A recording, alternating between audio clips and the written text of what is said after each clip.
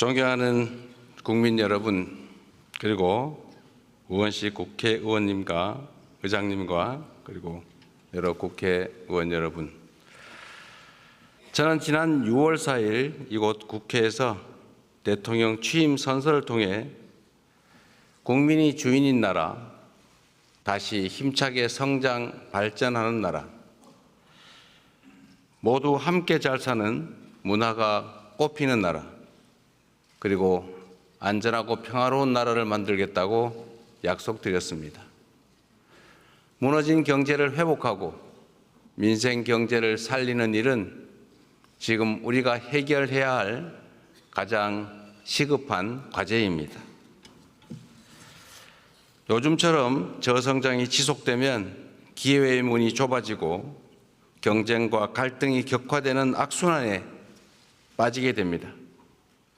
새로운 성장 동력을 만들고 성장의 기회와 결과를 함께 나누는 공정성장의 문을 열어야 양극화와 불평등을 완화하고 모두가 함께 잘 사는 세상으로 나아갈 수 있습니다. 자본시장도 정상화해야 합니다. 자본시장의 투명성과 공정성을 회복하면 경제도 살고 기업도 제대로 성장 발전하는 선순환으로 우리 국민 모두가 바라는 코스피 5000 시대를 열어제칠 수 있습니다. 인공지능, 반도체 등 첨단 기술 산업에 대대적으로 투자하고 재생에너지 중심의 에너지 전환을 조속하게 완료하여 기후위기와 R200에 대응해야 합니다. 바이오 산업과 제조업 혁신, 문화산업 육성에도 힘을 기울여서 세계를 선도하는 대한민국을 만들어야 합니다. 외교에는 색깔이 없습니다. 진보냐 보수냐가 아니라 국익이냐 아니냐가 유일한 선택 기준이 되어야 합니다.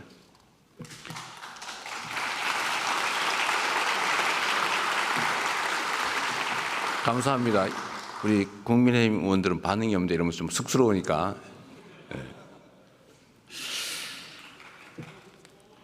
국익 중심의 실용 외교로 통상과 공급망 문제를 비롯한 국제 질서 변화에 슬기롭게 대응해야 합니다.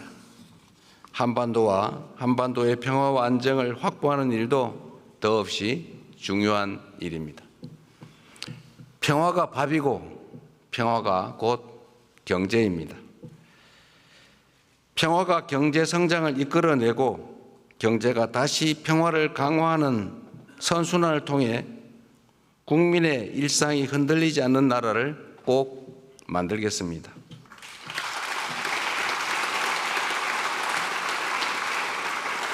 이 자리를 빌려 국민 여러분께 간곡하게 협조 요청을 드립니다. 새로운 나라, 진짜 대한민국을 만드는 일은 대통령 혼자 또는 특정한 소수가 할 수 있는 일이 아닙니다. 예측 가능하고 합리적인 사회를 만들기 위해서는 우리 모두가 최소한의 합의를 꼭 지켜야 합니다. 규칙을 어겨서는 이익을 볼 수 없고 규칙을 지켜도 결코 손해보지 않는 그런 공정한 사회를 만드는 일 역시 모두의 협력 없이는 불가능합니다. 공정하게 노력해서 일궈낸 정당한 성공에는 우리 모두가 박수를 보내는 그런 합리적인 사회를 꼭 만들어야겠습니다. 기득권과 특권, 세치기와 편법으로 움직이는 나라가 아니라 공정의 토대 위에 모두가 질서를 지키는 상식적이고 합리적인 사회로 나아가야 하는 것입니다.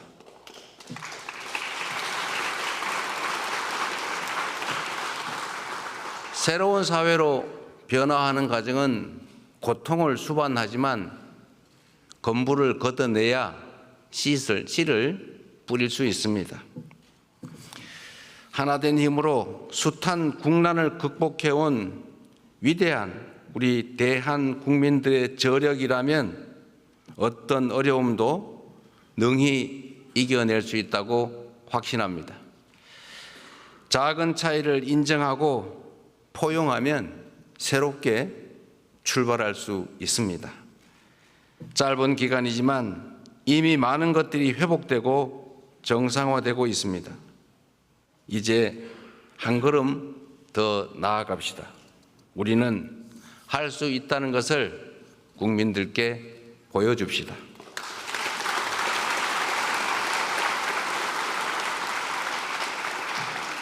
존경하는 국민 여러분, 그리고 더불어민주당, 국민의힘, 조국혁신당을 포함한 국회의원 여러분, 오늘 저는 정부가 추가 경정 예산안을 편성한 이유와 주요 내용을 직접 설명드리고 국회 협조를 구하고자 이 자리에 왔습니다. 인수위원회도 없이 출범한 정부가 시급하게 추가 경정 예산안을 편성한 이유는 우리 경제가 처한 상황이 그만큼 절박하기 때문입니다. 지금 우리 대한민국은 매우 엄중한 시기를 지나고 있습니다. 수출 회복이 더딘 가운데 내수마저 어려움을 겪고 있습니다. 고물가, 고금리, 고환율에 경제 성장률은 4분기 연속 0%대에 머물고 심지어 지난 1분기는 마이너스 성장을 하기도 했습니다. 중산층의 소비 여력은 줄어들고 자영업자들의 빚은 더 이상 감내할 수 없는 수준에 이르고 있습니다. 세부 경제 지표를 살펴보면 민생의 어려움이 더욱 여실히 드러납니다. 올 초까지 소비, 투자 심리 모두 악화 일로입니다. 올해 1분기 정부 소비, 민간 소비, 설비 투자, 건설 투자가 모두 역성장했습니다. 즉 줄어들었다는 뜻입니다. 구직을 단념한 청년들의 숫자는 역대 최고 수준을 기록합니다. 폐업한 자영업자 수도 연간 100만 명입니다. 취약계층의 가계대출 연체율은 또 급등하고 있습니다. 가계만의 문제가 아니라 금융의 취약성까지 드러내고 있습니다. 코로나 팬데믹도 견뎌낸 우리 경제가 지난 3년간 너무 심각한 위기로 빠져들었습니다. 특히 지난 12.3 불법 비상계엄은 가뜩이나 침체된 내수 경기에 치명타를 가했습니다. 미국발 관세 충격부터 최근의 이스라엘, 이란 전쟁까지 급변하는 국제 정세는 한치 앞을 예측하기 어렵습니다. 그래서 지금은 경제가 다시 뛸 수 있도록 정부가 나설 때입니다.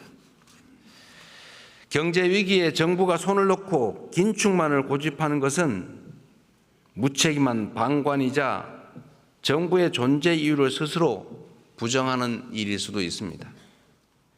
정부의 가장 큰 책무는 바로 국민의 삶을 지키는 일 아니겠습니까?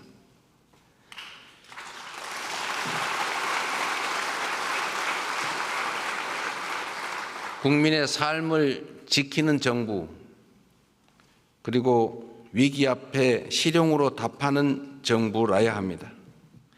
이념과 구호가 아니라 경제와 민생을 살리는 실천이 바로 새 정부가 나아갈 방향입니다.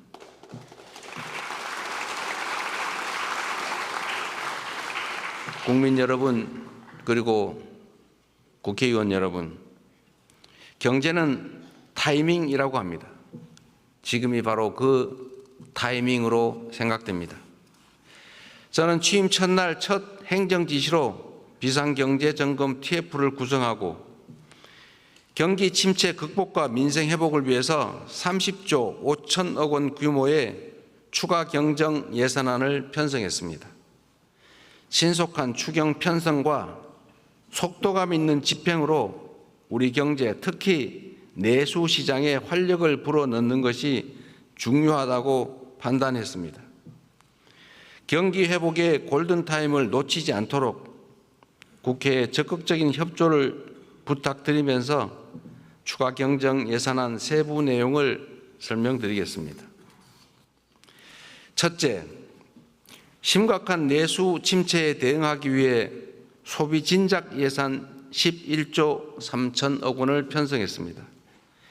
약 13조 원 규모의 민생 회복 소비 쿠폰을 편성해서 소비 여력을 보강하고 내수 시장 활성화를 지원하려고 합니다.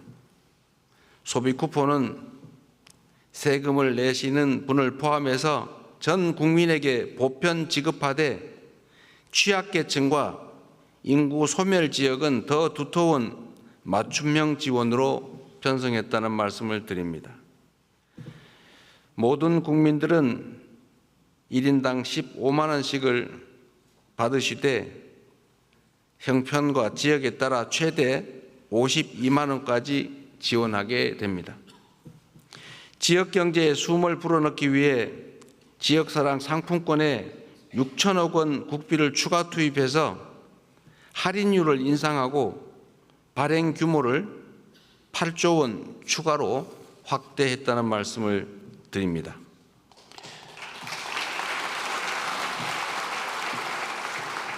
소비 쿠폰과 지역사랑 상품권은 지방을 더 지원한다는 새 정부의 철학에 따라 지방에 더 많은 국비를 편성했다는 말씀을 드립니다.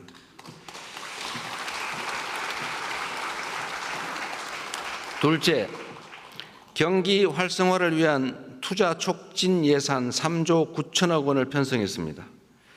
철도, 도로, 항만 등 집행 가능한 SOC에 조기 투자하고 침체된 부동산 PF 시장에 총 5조 4천억 원의 유동성을 공급하는 등 건설 경기를 살리기 위한 예산을 담았습니다.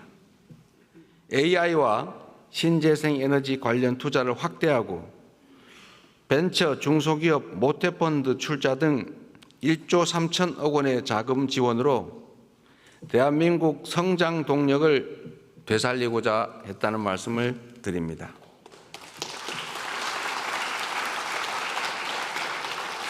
셋째로 소상공인, 취약계층 등을 지원하는 민생안정 예산을 5조 원 담았습니다.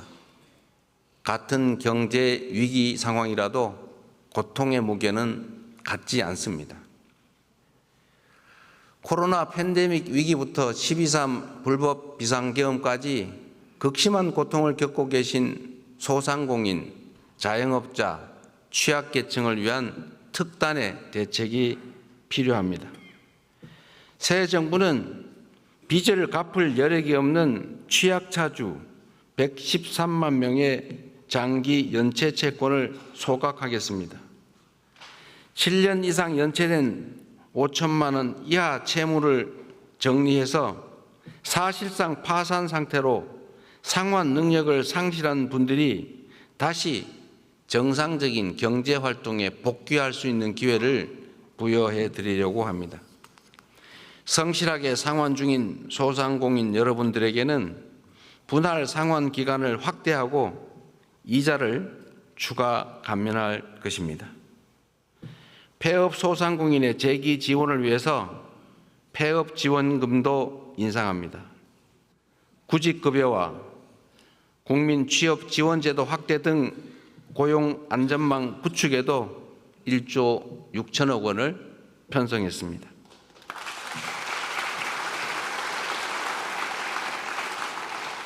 넷째, 10조 3천억 원 규모의 세입 경정을 추진해서 재정 정상화의 시작을 알리겠습니다.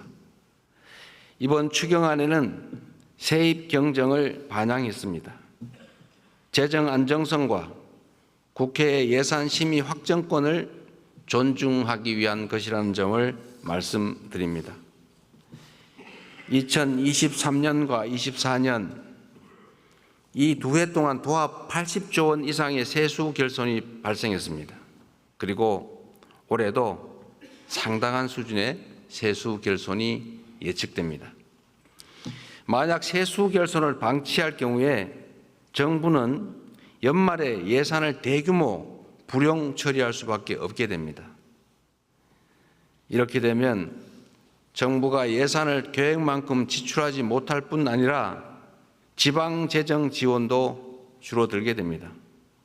이는 사실상의 긴축 재정 운용으로 민생과 경기 회복의 걸림돌이 될 수밖에 없습니다. 새 정부는 변칙과 편법이 아닌 투명하고 책임 있는 재정 정책을 펼치려고 합니다.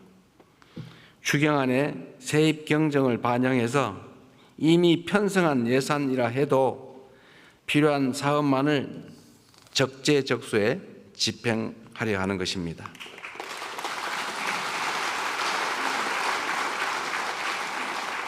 존경하는 국민 여러분, 우원식 국회의장님, 그리고 국회의원 여러분, 경제와 민생을 살리는데 여야가 따로 있을 수 없습니다. 이번 추가 경정 예산안은 경제 위기 가뭄 해소를 위한 마중물이자 경제 회복을 위한 최소한의 조치입니다. 정부가 추경안에 담지 못한 내용이 있다면 국회 예산 심의 과정에서 주저하지 마시고 의견을 내주시기 바랍니다. 특히 우리 야당 의원님들께서도 필요한 예산 항목이 있거나 삭감에 주력하시겠지만 추가할 게 있으시다면 언제든지 의견을 내주시기를 부탁드립니다.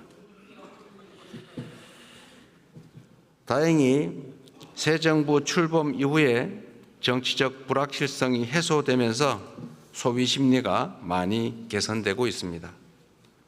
정부는 앞으로도 든든한 민생의 버팀목이 되도록 노력하겠습니다.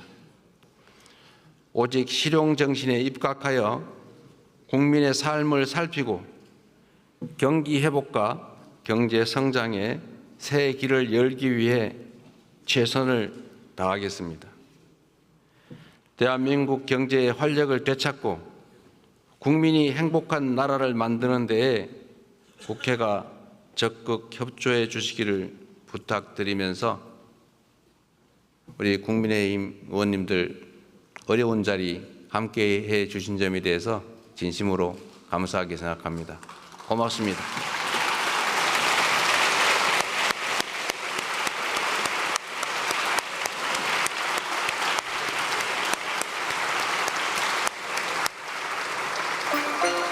저하고 악수합니다.